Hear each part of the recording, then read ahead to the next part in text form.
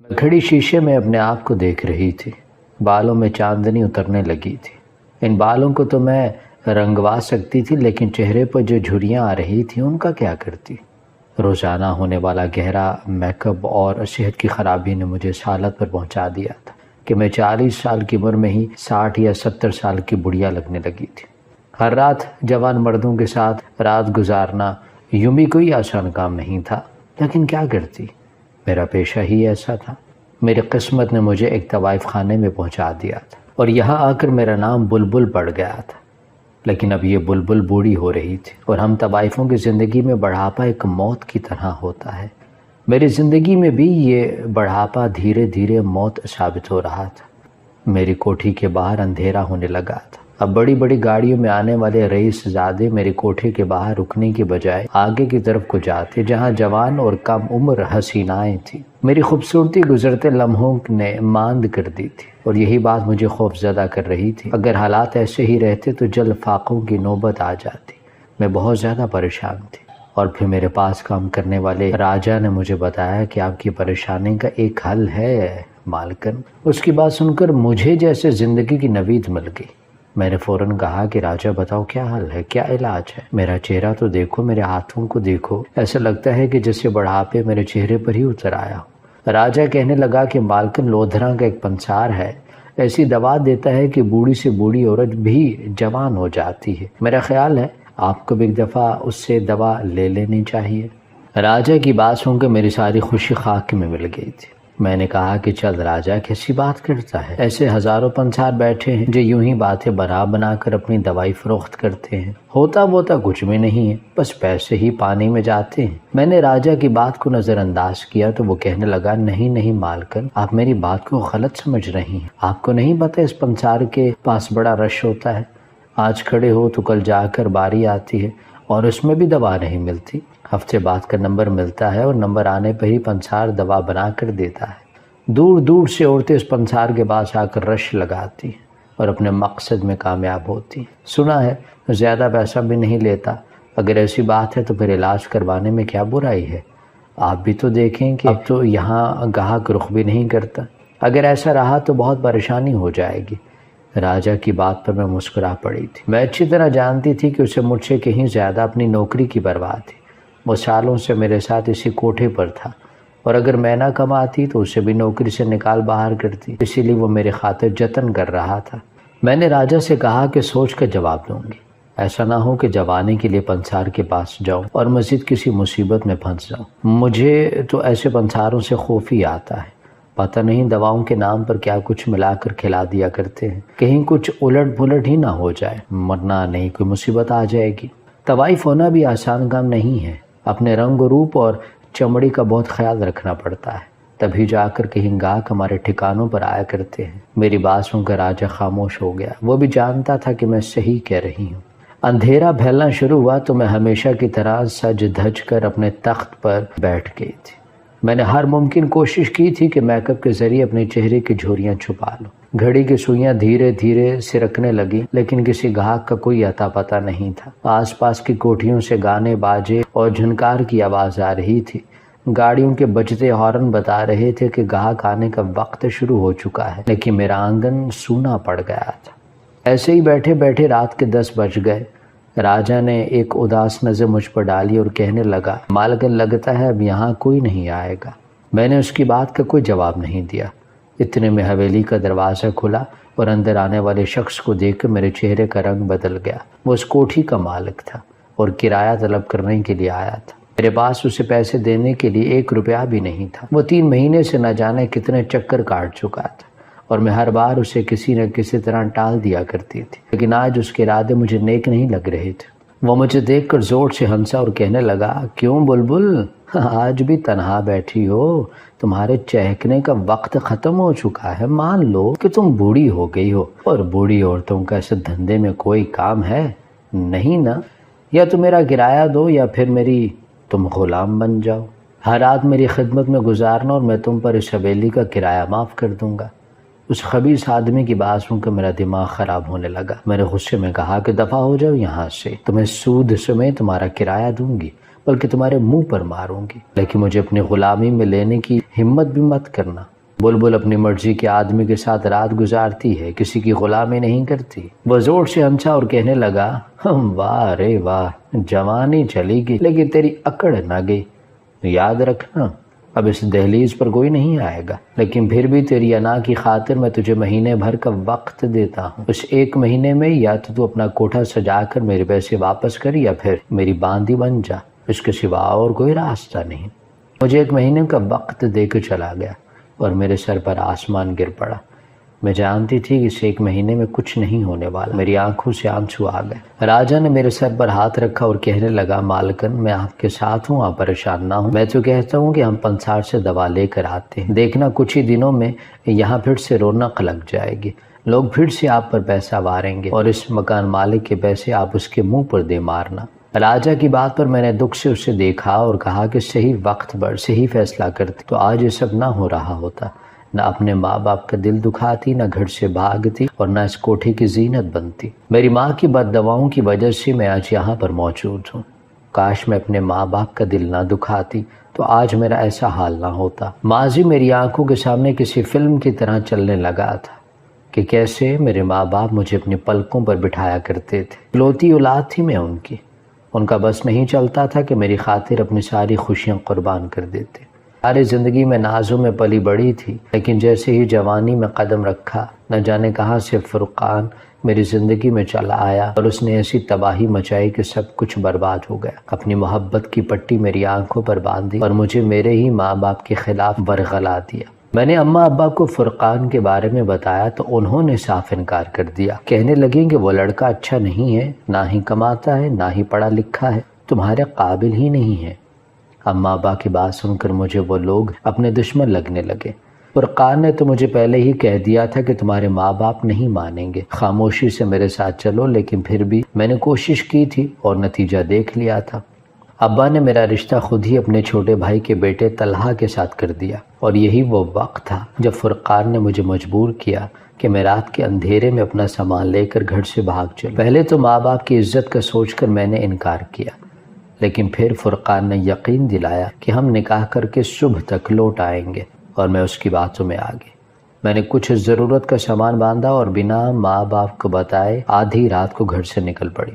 مجھے کیا معلوم تھا کہ محبت کے نام پر مجھے کیسا روگ ملنے والا ہے۔ فرقان یہ کہہ کر مجھے اس حویلی لایا تھا کہ یہ اس کے بابا کی حویلی ہے اور اس کے گھر والے شادی کے لیے راضی ہیں۔ میں بھی ہواؤں میں اڑنے لگی، اتنی بڑی حویلی، اتنے امیر لوگ۔ وہ مجھے بڑی سی گاڑی میں یہاں تک لے کر آیا تھا۔ جب اندر آئی تو یہاں رنگ برنگے لوگ دیکھ کر کچھ پریشان ہوئی، مگر فرقان کہنے لگا، ابا نے ہماری شادی کا جشن رکھا ہے، وہ چاہتے ہیں کہ دھوم دھام سے ان کے اکلوتے بیٹے کا نکاح ہو۔ اس کی بات سن کر میں پرسکون ہو گئی تھی۔ وہاں ایک عورت موجود تھی، فرقان نے بتایا کہ یہ میری ماں ہے۔ وہ خوب تیار سجی سوری تھی، اس نے میرے ہاتھ میں ایک سرخ رنگ کا جوڑا رکھا اور کہنے لگیں، جاؤ بیٹی تیار ہو جاؤ، آج کی رات ہماری زندگی کی بہت خوبصورت رات ہونے والی ہے۔ اپنے ہونے والی ساس کے منہ سے ایسی بات سن کر میں شرما گئی۔ عمر بھر کیا تھی، میں صرف 16 سال کی ہی تو تھی۔ دل میں محبت کے جذبات گدگدانے لگے اور میں وہ سرخ جوڑا لے کر ایک کمرے میں چلی گئی۔ مجھے وہاں پر کچھ لڑکیوں نے دلہنوں کی طرح سجا دیا۔ حیرت کی بات تو یہ تھی کہ وہ سب بھی بہت تیار تھی، رنگ برنگے کپڑوں میں بہت ہی خوبصورت تتلیوں جیسی لگ رہی تھی۔ اب مجھے نکاح کا انتظار تھا۔ وہ لڑکیاں کہنے لگیں کہ ہم سارے انتظامات دیکھ کر آتے۔ میں خاموشی سے بیٹھی خود کو شیشے میں دیکھ رہی تھی۔ حسن مجھ پر ٹوٹ کر برسا تھا کہ اتنے میں کمرے میں کوئی مرد آیا اور اس نے اندر سے دروازے کی کنڈی لگا لی۔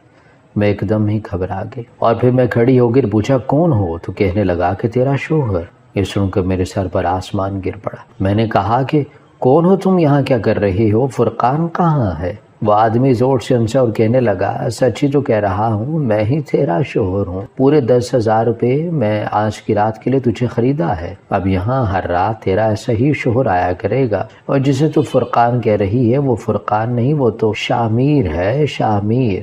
اس کے 1000 نام ہیں، تو بتا اس نے تجھے کون سا اپنا نام بتایا ہے؟ اس آدمی کی زبان سے ہونے والے ہولناک انکشافات نے میری روح لرزا کر رکھ دی تھی۔ لمحوں میں مجھے فرقان کا رچایا کھیل سمجھ آ گیا تھا۔ میں وہیں چکرا کر زمین پر گر پڑی تھی، اور پھر اس آدمی نے اس رات جو کچھ میرے ساتھ کیا، میری چیخیں آسمان تک بلند ہونے لگی، لیکن وہاں میری چیخیں سننے والا کوئی بھی نہیں تھا۔ میں بے یار و مددگار تھی، میں نے اپنے لیے یہ خاردار راستہ خود چنا تھا، اور اب یہ کانٹے میرے تن بدن میں چبھ رہے تھے۔ صبح کا سورج میری بربادی کا پیغام لے کر آیا تھا، میں اپنی عزت گوا چکی تھی۔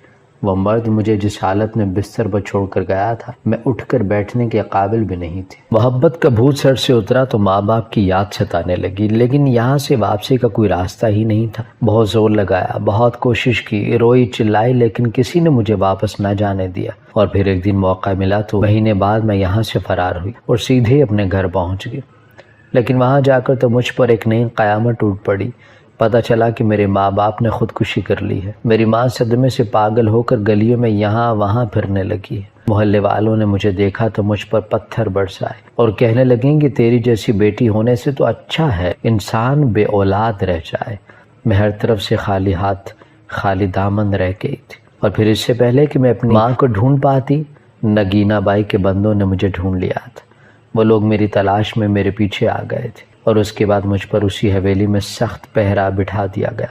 ویسے بھی مجھ میں واپس جانے کی امنگ ختم ہو چکی تھی، میرے لیے جو کچھ باقی ہی کہاں بچا تھا۔ دھیرے دھیرے میں نے سچ کو قبول کر لیا، اب زندگی اسی کوٹھے اسی حویلی میں گزرتی ہے۔ نگینا بائی کا راج ختم ہوا تو میرا راج شروع ہو گیا، لیکن میں نے کبھی کسی ایسی لڑکی کا استعمال نہ کیا جس سے زبردستی یہاں لایا گیا ہو۔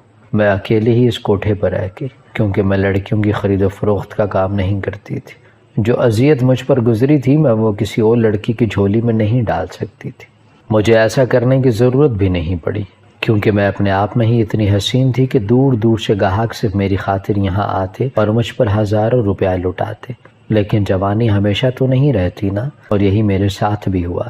میری جوانی کا جوبن ڈھلا تو نوبت یہاں تک آ گئی کہ مکان مالک مجھے اپنا غلام بنانے کی خواب دیکھنے لگا۔ میں نے ایک دل برداشتہ سی نظر راجہ پر ڈالی اور راجہ سے کہا کہ ٹھیک ہے، جاؤ جا کر پنسار سے دوا لے کر آؤ، وہی شاید آخری حل ہے میرے پاس، میں آزما کر دیکھ لیتی ہوں۔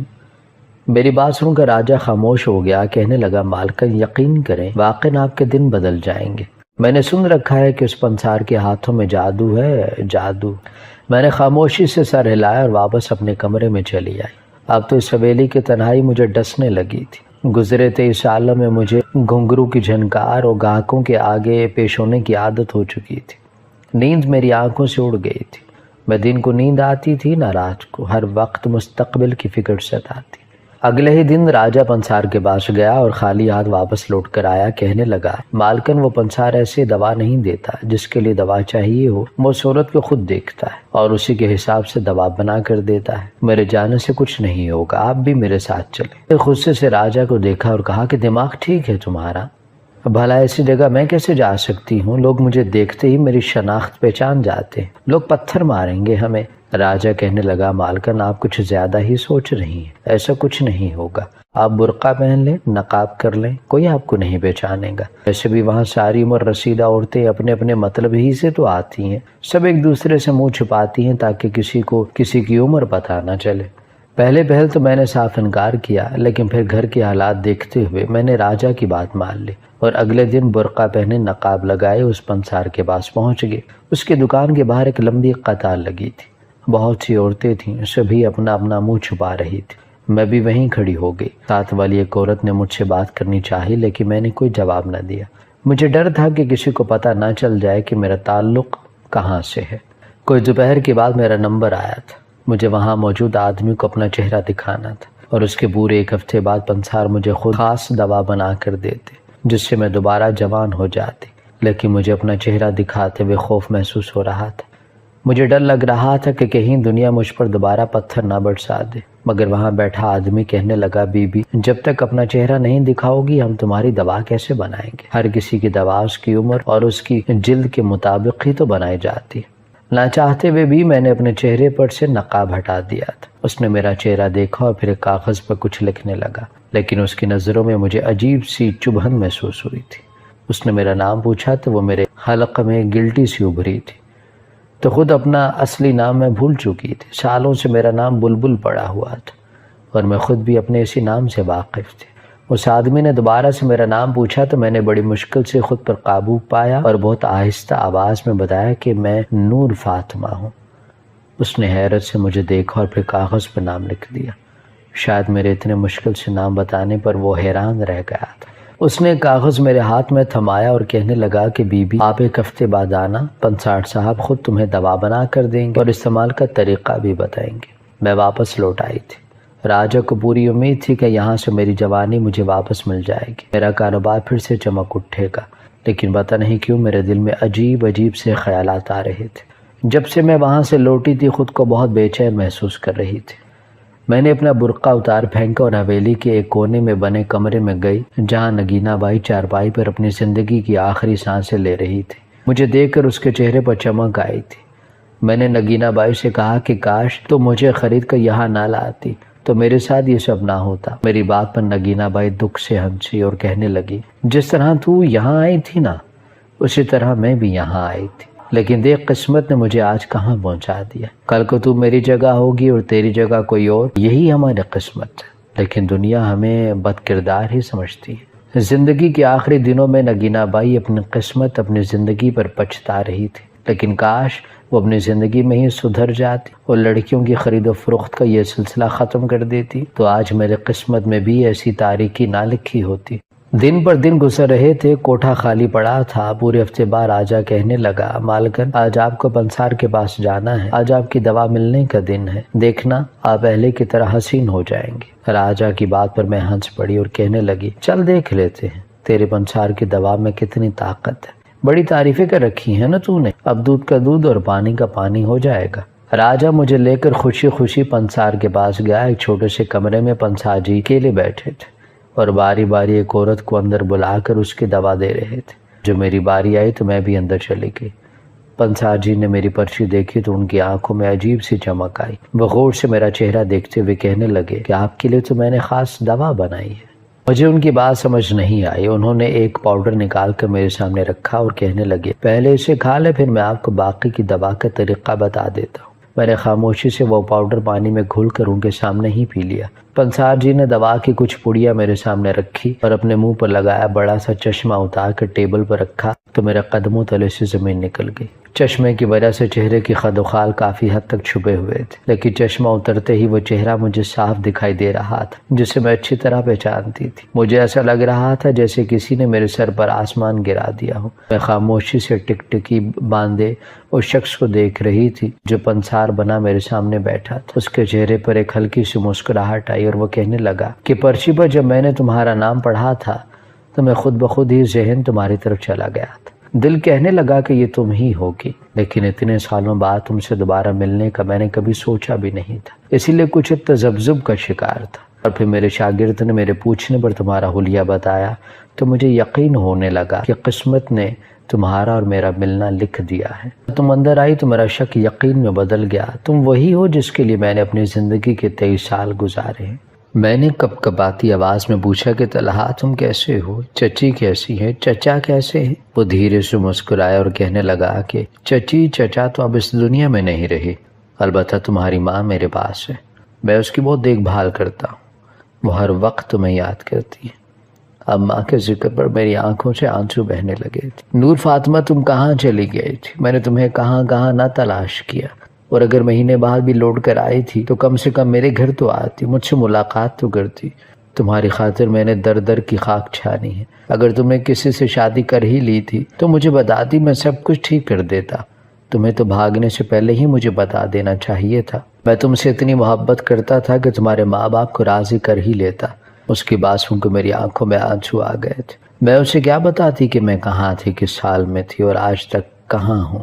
وہ کہنے لگا کہ اب تم یہاں تک آ گئی ہو تو میرے ساتھ چلو، میں تمہیں تمہاری اماں سے ملواؤں گا۔ ان کی ذہنی حالت ٹھیک نہیں ہے لیکن وہ تمہیں دیکھ کر ٹھیک ہو جائیں گی۔ میں نے خوف زدہ ہو کر انکار کر دیا اور کہا کہ نہیں طلحہ، میں اب تم لوگوں سے کوئی تعلق نہیں رکھ سکتی، میرا تم لوگوں سے کوئی رشتہ ہی نہیں ہے اور نہ ہی کبھی ہو سکتا ہے۔ مجھے ڈر لگ رہا تھا کہ کہیں طلحہ میری حقیقت سے واقف نہ ہو جائے، اسے پتہ نہ چل جائے کہ میں ایک طوائف زادی بن گئی ہوں۔ مجھ میں اتنی ہمت نہیں تھی کہ میں اپنے ہی گھر والوں کے ہاتھوں ذلیل ہو جاتی۔ طلحہ نے میرا ہاتھ پکڑ لیا اور کہنے لگا، میں جانتا ہوں کہ تم یہ دوا لینے کیوں آئی ہو، مجھے میرے شاگرد نے جب تمہارے بارے میں بتایا، ساتھ ہی اس نے تمہاری حقیقت بھی بتا دی، وہ تمہیں پہچانتا تھا۔ مجھے نہیں معلوم کہ تم اس مقام پر کس طرح پہنچی ہو، کس نے تمہیں دھوکہ دیا ہے اور تم پر کیا گزری، لیکن میں اتنا جانتا ہوں کہ میں نے تمہاری خاطر یہ 23 سال دن رات اذیت میں کاٹے ہیں۔ نہ ہی میں نے شادی کی ہے اور نہ ہی کسی کو اپنی زندگی میں شامل کر سکتا ہوں۔ میں بس اتنا جانتا ہوں کہ میری نور فاطمہ بہت نیک ہے اور وہ اپنی مرضی سے ایسے راستے پر نہیں چل سکتی۔ حالات جو بھی تھے وہ ماضی تھا، اب حالات بدل سکتے ہیں، تو میرا ہاتھ تھام لو۔ طلحہ نے اپنا ہاتھ میری طرف بڑھایا تو میرے ہاتھ پاؤں کانپنے لگے۔ میں نے سوچا بھی نہیں تھا کہ ساری زندگی اپنی عزت گنوانے کے بعد عمر کے اس حصے میں آ کر مجھے عزت ملے گی، کوئی مجھے اپنا نام دینے کی جرت کرے گا۔